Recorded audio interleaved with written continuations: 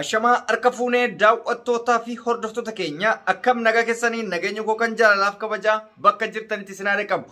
Egaan daawwattootaa fi hordoftoota keenya odeessama wal fakkaatuun isinitti deebinee jirra. Innis odeessaa baay'ee garaa nama nyaatuu fi wantoota irraa hubatuu dandeenyu tokko irraa dhufne. Innis maal inni akkuma beekamutti amma dura dargaggoo Amaanu'eel jedhamu Wallagga Dambidollootti guyyaa adiidhaan ummata fuulduratti rasaasan akka waxalamee ture dhageessanii argitanis jirtu. Haa ta'uuti odeeffannoon amma dura odeessaa turre odeeffannoo achirraa dhufaa turee fi miidiyaalee garaagaraatirraa fudhatame. Amma garuu maatiidhaan kan dubbifame kallattiidhaan abbaansaa haatisaa maal jetti kan jedhu kan dhageessan ta'a. Odeessaa haadhaa fi abbaa sana keessatti wanti hubanne hedduutu jira. Lubbuu ilma isaanii gaafa fudhachuuf deeman ilmi namaa abbaan yookaan ilmoon ofii gaafa du'e boo'ichi yookaan boohuun waanuma jiru keessayyuu harmeensaa yookaan haatisaa boo'icha gadda itti dhagahame ibsachuudhaaf wanti nama daangessu hin jiru. Garuu mootummaan abbaa irreedha, mootummaan biyya keenyaa, mootummaan hiraarsaan kun haatisaa waan ilma isaatiif bootteef jecha maaf bootte jedhaniini reebicha haadha fi abbaa irrattis taasisaa turan. Haati ilmoo fi waan dhabdeef naannoo addabaabayiitti ajjeefame sanirra fiidee booyaa turte. Kana kan jedhe ana osoo hin taane abbaa ilmaati. Abbaa Imaanu'eel jechuudha. Kana sagaleedhaan ragaa wajjin amma isin dhageessifna jechuudha. Sagalee bilbila isaaniitiin kan dubbatamaa ture yookaan intarvii kan ta'ame. Jara keenya biyya ilmi namaa itti dhalatee yookaan biyya ofii keessatti gartee diina yookaan xalaata ta'anii jiraachuu caalaa du'anii amma kan bilisoome nu osoo hin taane mucaa du'e saniidha. Bilisoomee jira inni argitee bakka haqa keetiin qofa itti jiraattu jira. Bakka haqa keetii fi mirgi kee kabajamee bakka itti balleessitetti badii keetiin hojjetamtu jira. Biyya addunyaa kanarratti yookaan biyya keenya sanitti badii tokko malee yoo balleessites yoo hin balleessines ati tokkoma. Callistus sanuma jechuudha. Badaliin yookaan hiraarri Amaanu'eel irra ga'e waan boru hawaasa Oromoo guuturra ga'u waan immootu argitee ummanni keenya miidiyaan asiin bahin malee wanna guyyarraa ta'amaa jirudha. Garuu warri maatiin jechuudha wanti isaan jedhan waan baay'ee garaa nama gubudha. Mucaan koo jedhe abbaan mucaan koo takkaayyuu abbaa torbeeti isa jedhamu namarraayis hamii dhaga'een beeku anis argeen beeku ilmi koo akkuma nama nagaatti akkuma nama kaamittu nama jiraataa turedha jedhee dubbate. Garuu ajjeesanii ka'anii dhufanii poolisiin na qabdee jedhe waan si qabneef beeytaa naan jedhanii jedhe hin beekuu jedheen jedhe wanti si qabneef dhuftee ilma kee haa awwaallatuufi namna kana waan jedha ilma namarraa ajjeese ilma kee haa awwaallatu ilmi kiyya kam ilmi kee abbaa torbee kana jedhamu rasaasan siif waxallee jirra kanarratti kootu fudhadhu. Haati fedhii ofii yookaan argitee ilma ofiiti waan ta'eef boo'icha qabatuu dadhabdee fiigichaan gara addabaabaayii tarte boosee jedhee hime abbaan jechuudha. Abbaanis gaafa achi ga'u dubbiin dhugaadha. Achirraan boo'ichi sababa boo'ichisanii abbaa fi haadhallee qabanii deebi'anii manatti galchanii ilma ofii gatanii achumatti achuun galchanii yaa jaarsonni biyya achirraan akkuma gootee reeffa qabanii manatti fidanii fi reeffichi akka awwaalamu taasifamee jechuudha. Akkasanitti dubbata. Ani baay'ee tokko waan dubbadhu nama wallaalchisa. Waan argitee dubbattu si dhiba dhugaa rabbiititti.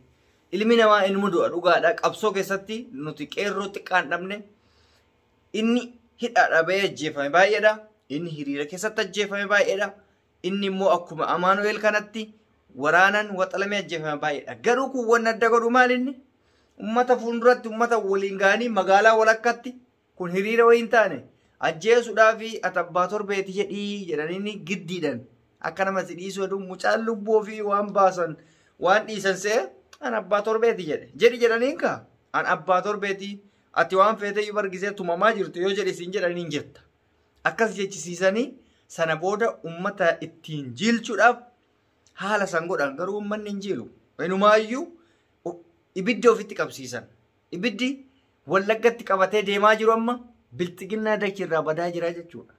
Kanaaf egaan daawwattoota keenya amma dhugaa jiru maatii isaaniitirraa yoo dhageessan gaariidha jedhee waan abdadhuuf viidiyoo maatii isaaniitirraa waraabame kana hordoftanii biyyi keenya maalirra akka jirtu hubachuu dandeessanii dhugaan Amaanu'eel dhugaa akkamii akka ta'e sirriitti hubattan jedheen abdii qaba. Viidiyoo kana hamma xumuraatti hordofaa.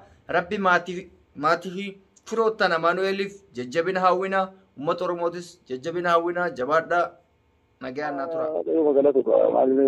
Nama keenya ka gaddumara jirra. Akkasumatti jirra.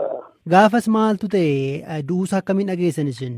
Duusaan dhageenyanii nanumaa dhufanii waraanuma dhufee na qabanii numa mana fattasanii maaltu ta'e jennaan waan ta'e hin beektu naan jennaan bakki waan ta'e hin beeku hin jedheen bartasaa naan jedheen akka nama wajjin deeme akka nama afaan irraa koo mana fattasanii raatanii na fuudhanii deemanii bakki nama argamu buusanii na geessanii waajjira poolisii lannaa dhaqaa irra seenaa dura agartee mucaa reeffaa hojjetee lafatti dabalaa irratti argitee mucaa kooti kun jettee hidhee akka mucaa kootii kun jettee gaafa jirtu seenu musumaan mucaa keetii jedhanii kan boossee seenii natti naqaa malee jettee achuma rabbastee waajjira poolisii. Kanumaan kana booda namti nu fuudhee dhaqee mucaa kee awwaallattuu naan jennaan awwaalladhaa maalii gooftaa koon jedheeni. Waan dhaqee awwaalladtuu naan jedhee isheen bahee fudhadhee gaafa bahu immoo seenatti babaayee iddoo sana geessee xinnoo ofii gura dhabdee.